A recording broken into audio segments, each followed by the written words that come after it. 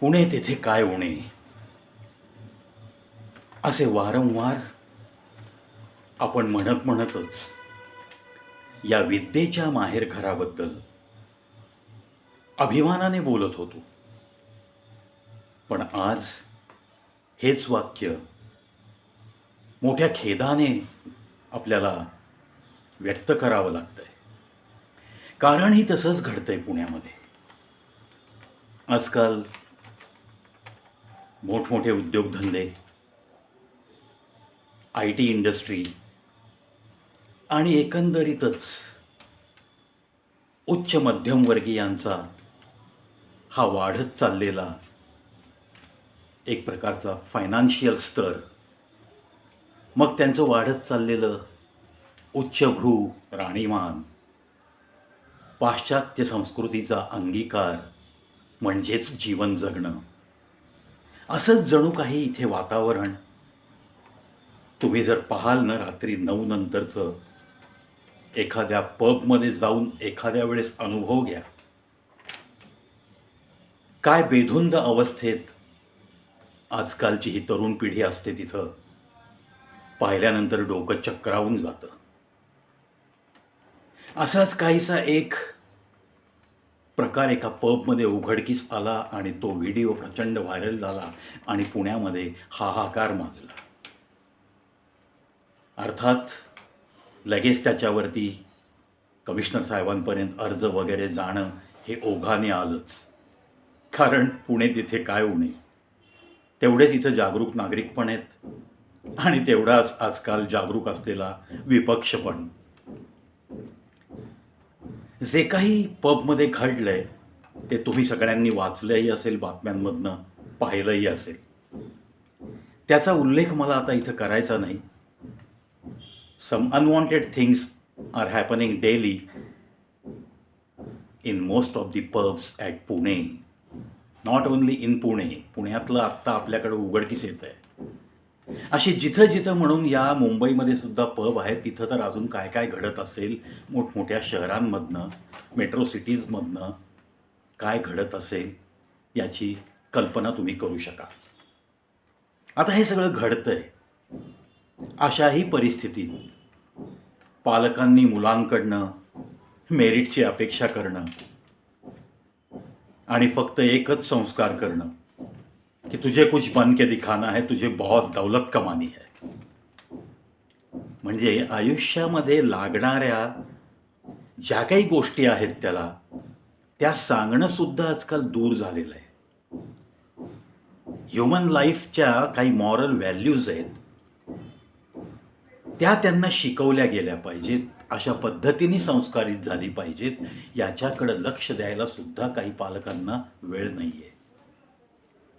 आणि म्हणून मग अशा छोट्या मोठ्या व्हिडिओद्वारे काहीतरी प्रबोधन व्हावं या इच्छेने आमच्यासारखी बोलणारी माणसं, कोणी पाहो न पाहो, कारण अशा गोष्टी पाहण्यात तसा रस कोणाला असतो ना, स्किप करत ते दुसऱ्या व्हिडिओकडे जाऊ शकतात. असो, त्या गोष्टींना महत्त्व कधीच मी दिलं नाही. पण जे काही जागृतीचं एक मानसिक समाधान माझं मला मिळणार आहे, त्यासाठीच हा व्हिडिओ प्रपंच आणि त्यासाठीच अधूनमधून असे काही व्हिडिओ घेऊन मी या चॅनलवर तुमच्या भेटीसाठी येतो. या तरुण पिढीला मला इतकंच सांगावंसं वाटतं की तुमच्यासाठी अनंत खस्ता खाऊनच तुमचे आई वडील, त्यांचे केस पांढरे झालेले तुम्ही पाहता, त्यांच्या हातावर चेहऱ्यावर सुरकुत्या येत चाललेल्याही तुम्हाला निदर्शनास येतं. केवळ तुमच्यासाठी अनंत प्रकारचे त्याग करता करता त्यांचं म्हातारपण कधी जवळ येतं हे त्यांनाही कळत नाही आणि तुम्हाला तर त्यांच्याकडे लक्ष द्यायलाही वेळ नाही. ही आजची शोकांतिका. म्हणून हात जोडून विनंती करतो मी या तरुण पिढीला, तुम्ही हुशार आहात, तुम्ही अगदी ॲडव्हान्स्ड पिढी आहात. टेक्नॉलॉजी तुम्हाला आवडते, त्या टेक्नॉलॉजीचा वापर तुम्ही यथोचितरित्या करताय. नवीन नवीन इनोव्हेशन्स तुमची तरुण पिढीच करते, त्याबद्दल तुम्हाला नक्कीच सॅल्यूट आहे. तथापि तुम्ही तुमच्या या सगळ्या बिझी शेड्यूलमधनं तुमच्या आईवडिलांना किती वेळ देता? दिवसभरातला तुम्ही एखादा ताससुद्धा आईवडिलांना जर देऊ शकत नसाल, तर तुमचं हे तुम्ही जो बुकवर्म आहात ना, किंवा तुम्ही जे I am very techno savvy, मी आता खूप जगाच्या पुढं धावण्याच्या तयारीत आहे, मी आता हे शिकणार आहे, मी आता ते शिकलो आहे, या बढायांना ना शून्य किंमत आहे. 1 तास, 24 तासातला 1 तास मागतोय मी तुमच्याकडं, जो तुमच्या आईवडिलांना तुम्ही दिला पाहिजे. त्यांच्या जवळ बसा, त्यांना हवं नको विचारा, डायनिंग टेबलवर त्यांच्यासोबत जेवा, जेवताना त्यांची चौकशी करा, त्यांना कोणता पदार्थ पूर्वीपासून आवडतो, त्यांचं शाळा कॉलेजचं जीवन कसं होतं, कॉलेजमध्ये बाबांनी मग काही अशी दंगामस्ती केली का, आईला विचारा, तू फक्त अभ्यासच केलास का, काही मैत्रिणी तुझ्या होत्या, त्या ग्रुपबरोबर त्या काळी तुम्ही मग फिरायला जात होता का, आज जसं आम्ही आउटिंगला जातो तसं तुम्हाला जायला मिळालं का तरुणपणी. गप्पा मारायला विषय अनंत असतात, त्यांना बोलतं करा, त्यांना हसवा. तुम्हाला काही हास्यविनोद सांगण्याची हातोटी असेल तर त्यांना हास्यविनोद सांगून तुम्ही हसवू शकता. रोज करा हे, रोज एखादा तास त्यांना द्या. होतं काय मित्रांनो, की हे एकच ऋण आहे जगामध्ये, की जे तुम्ही कधीही फेडू शकत नाही, आईबापांचं ऋण. त्याच्यामुळं त्या ऋणातनं मुक्त होतोय मी, माझ्यासाठी काय केलं त्यांच्यापेक्षा जास्त मी करतोय, अशा टिमक्या मारत तुम्ही जर जगत असाल तर तुम्ही खूप मोठी चूक करताय. कारण हे कर्ज कधीही फिटणार नाही आहे. मग थोडासा रोज त्यांना वेळ देऊन, त्यांना हसवून या कर्जाचं थोडंफार तुम्ही व्याज भरू शकता, इतकं मात्र निश्चित आहे. कारण हे जे सुरकुतलेले जीव आहेत ना, हे जर एकदा ढगाआड गेले ना, नंतर फक्त पश्चातापाशिवाय तुमच्याकडे काही शिल्लक राहत नाही. ते गेल्यानंतर म्हणत बसणं की अरे मी आईला वेळ दिला असता तर बरं झालं असतं, अरे मी बाबांना वेळ दिला असता, त्यांच्याशी गप्पा मारल्या असत्या तर किती बरं वाटलं असतं त्यांना. गेल्यानंतर म्हणण्यात काहीही पॉईंट नाही. जेव्हा होते तेव्हा मी त्यांच्याशी उंच आवाजात बोलत होतो. थोडासा मी कमवायला लागलो तर मी माझ्या आईवडिलांना कमी समजायला लागलो. त्यांच्या चेहऱ्यावरच्या सुरकुत्या, त्यांचा त्याग सगळं विसरून मी त्यांच्याशी वागत गेलो. हे तुम्हाला नंतर पश्चाताप करत बसण्यात काहीही अर्थ नाही. जेव्हा आहेत तेव्हा त्यांच्या डोळ्यात एकही अश्रू येणार नाही तुमच्यामुळं, याची तुम्ही खबरदारी घ्या. तुम्ही जर असं रात्री अपरात्री पबमध्ये हुंदडत असाल आणि जर त्या पबमध्ये अशा काही अनिष्ट गोष्टी घडत असतील आणि त्याचा जर तुम्ही शिकार होऊ शकता, असं एखाद्या तरुण मुलीबद्दल, तरुण मुलाबद्दल, एखाद्या आईबापांना जर ती काळजी लावत तुम्ही जगायला लावत असाल, तर तुमच्यासारखे तुम्हीच, असंच मला ठणकावून सांगावं असं वाटतं. नका करू हे. ती दुनिया खूप निराळी आहे. That is not our culture, it is totally western culture. पबमध्ये जाणं, नशिल्या पदार्थांची नशा करणं, मस्त बेधुंद नाचणं, स्वतःच्या अंगावरच्या कपड्यांचं सुद्धा भान नसणं, रात्री अपरात्री मग कुठे तो पब लांब आहे घरापासून, मग ॲटो रिक्षा करणं, आपल्या खिशामध्ये पैसे आहेत का नाही तेही काही त्याला भान नसतं. एखाद्या तरुणाला, एखाद्या तरुणीला तिच्या पर्समध्ये काही पैसे आहेत की नाही हेही माहीत नसतं. मी स्वतः कमावती नसताना मी असे धंदे करते याची सुद्धा लाज लज्जा त्या मुलीच्या मनामध्ये काही दिसत नसते. हे चित्र आहे, आज मोठ्या शहरांमध्ये हे दिसणारं चित्र आहे. आईबाप हवालदिल घरी वाट बघत असतात. रात्रीचे 1:30-2 नंतर तरुण मुलगी अस्ताव्यस्त कपड्यांनिशी येते घरी. घरी येते हे नशीब म्हणायचं. पण that is not the life, that is not the way to live a human life. ज्यांनी जन्म दिला त्यांना काळजीत टाकत, त्यांच्या डोळ्यात आसवत देत जगण्यामध्ये काहीही अर्थ नाही. हे जिवंतपणी एक मरण आहे, हेही मला नमूद करावं असं वाटतं. मित्रांनो, मुनव्वर राणा आपल्याला माहीत असेल, ज्यांची आईवरची शायरी खूप फेमस आहे. त्यांचीच एक शायरी आहे, ती मी तुम्हाला ऐकवतो. लौट कर जैसे भी हो ऐ पिदर आ जाना, लौट कर जैसे भी हो ऐ पिदर आ जाना, ऐसी वैसी जो खबर सुनना तो घर आ जाना, ऐसी वैसी जो खबर सुनना तो घर आ जाना, और वक्त रुखसत हमें इज्जत से सलामी देने, जब डुबोने लगे दरिया में तो तुम जरूर नजर आना, तुम जरूर नजर आना. अतिशय अर्थपूर्ण शायरी. मित्रांनो, मतितार्थ अशा या शायरीचा लक्षात घ्यायचा आहे. जेव्हा कोणताही माणूस आपल्या या मरणपंथाला लागतो, त्याला समजतं आतल्या आत की त्याचे आता शेवटचे काही दिवस राहिलेत. अशा कुठल्या व्यक्तीला, अशा एखाद्या वृद्ध व्यक्तीच्या मृत्यूच्या आधी 10-15 दिवस तुम्ही त्याच्या जवळ होता का कधी? त्यांना कधी विचारलत का तुम्ही की अरे काय असं का तू खचून चाललायस, अशी का तू खचून चालली आहेस? कोणी का असे ना, तुमचे आजोबा, तुमची आजी, असं जर विचारलं असेल आणि त्यांची जर उत्तरं तुमच्या लक्षात असतील ना, तर एक गोष्ट तुमच्या लक्षात येईल. जैसे जैसे मौत करीब आती है ना, तो हर इंसान अपने माँ बाप को याद करता है और कुछ तो कहते भी है कि मुझे उनके चेहरे नजर आ रहे हैं. It is nothing but a fact of human life.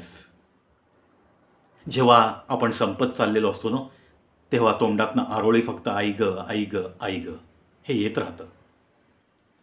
चेहऱ्यासमोर धीर देण्यासाठी बापाचा, तुमच्या नजरेसमोर बापाचा चेहरा येतो, आईची तस्वीर येते, आईचं हसू आठवतं, आईला तुम्ही कधी रडवलं असेल तर तेही आठवतं, बापाचा कधी अपमान केला असेल तर तोही आठवतो.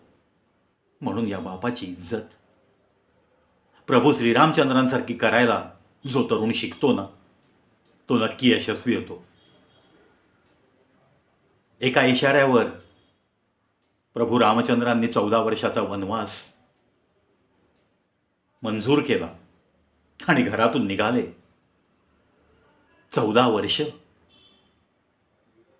आई वडिलांच्या शब्दाला इतकी मोठी किंमत देऊन स्वतः वनवासाला निघालेले प्रभू रामचंद्र हे आपल्या आई वडिलांवरती कसं प्रेम करावं याचं एक ज्वलंत उदाहरण आहे. मी असं म्हणत नाहीये तुम्हाला, तुमचे आई वडील की आता तुम्हाला वनवासात तर बिलकुल पाठवणार नाहीत. उलट तुम्हाला किती सुख सोयी सुविधा देऊ याच्यासाठी ती दोघं तडफडत असतात. ते त्यांचं तडफडणं, ते त्यांचं कष्ट करणं, ते त्यांचं स्वतःचे अनेक त्याग करत तुम्हाला वाढवणं, या गोष्टींची कदर थोडीशी करा. रोज त्यांना वेळ द्या. आई वडिलांच्या डोळ्यातनं तुमच्यामुळं, तुमच्या एखाद्या कर्मामुळं आसू आली नाही पाहिजेत. या गोष्टीकडे लक्ष नक्की द्या. तुमचा आवाज त्यांच्याशी बोलताना कधीही असा उंच गेला नाही पाहिजे. त्यांना असं नाही वाटलं पाहिजे अरे आपण आता कमजोर झालो, अरे आता आपलं कमावणं बंद झालं, आता याला असं वाटायला लागलं की याच्यावर आम्ही दोघं अवलंबून आहेत, त्याच्यामुळे याच्या आवाजात बदल झाला, हा चढ्या आवाजात बोलतोय, अजून आमच्या दोघांचे कान तर शाबूत आहेत, मग आवाज वाढवून बोलवण्याचं कारण काय? असे प्रश्न आपल्या जन्मदात्यांना कधीही पडू देऊ नका. पब संस्कृतीपासून जास्तीत जास्त दूर राहायला शिका. जे काही कमावताय त्याच्यातून काही ना काही बाजूला टाकायला शिका, कारण येणारा काळ अतिशय प्रतिकूल असू शकतो. काय वाढून ठेवलेले बंद मुठ्ठींमध्ये पुढील काळामध्ये याची तुम्हाला कल्पनासुद्धा येत नाही, कारण तुम्ही रमलेले आहात. आज मला मिळणारं पॅकेज याच्यावर तुमचं अतोनात प्रेम आहे. कमवा. कोणाचं पॅकेज जास्त आहे म्हणून मी काही आउट ऑफ जेलसी असे डायलॉग करतोय असं बिलकुल समजू नका. जिसकी उसकी किस्मत होती है, जिसकी उसकी तकदीर होती है, जिसके उसके कष्ट होते हैं, जिसकी उसकी ब्रेन पावर होती है, वो हिसाब से तो हर इंसान को बिल्कुल दौड़ते रहना है, ऐसी तो कोई बात नहीं है. लेकिन ज्या काही आयुष्यामध्ये गोष्टी पाळायच्यात त्यापैकी याच महत्त्वाच्या गोष्टी की स्वतःच्या जन्मदात्यांच्या डोळ्यातनं आसू न येणं, त्यांना वेळ देणं आणि त्यांच्याशी कधीही उंच आवाजात न बोलणं. या 3 गोष्टी जरी तुम्ही पाळल्यात ना, तर मला नाही वाटत की तुम्हाला कुठल्या मंदिरात रांगेत उभारून कुठल्या देवाचं दर्शन घ्यायची गरज आहे. मित्रांनो, जे काही पुण्यात घडलं त्याच्यावरून हा विषय वाढत गेला. त्या विषयाकडे तुम्ही कधीही जाऊ नयेत. तुम्हाला तशी बुद्धी कधी होऊ नये.